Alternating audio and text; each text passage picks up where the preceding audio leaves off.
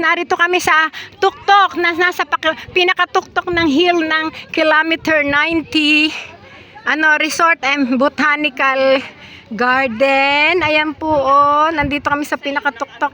Kita po yun na, yung lawa ng Laguna. Ayan po, nakaduktong po diyan yung bundok ng yan. Bundok yan ng Hala-Hala, Rizal. Yan. Dito naman sa kabilang side, kita naman yung Talim Island din. Ayun, yung Metro Manila. There guys. Ayan po. Ito yung sikat na pinupuntahan na kilometer 90 here. Sa boundary po ng aming town at saka sa boundary ng Infanta.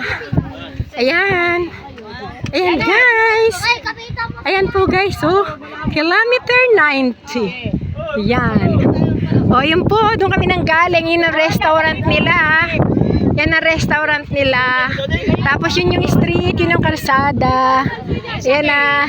Nandun po yung gawin ng Tanay. Tapos dito sa gawin nito, Infanta na. Yan. Okay, magpapapicture muna ako guys. Bye-bye muna.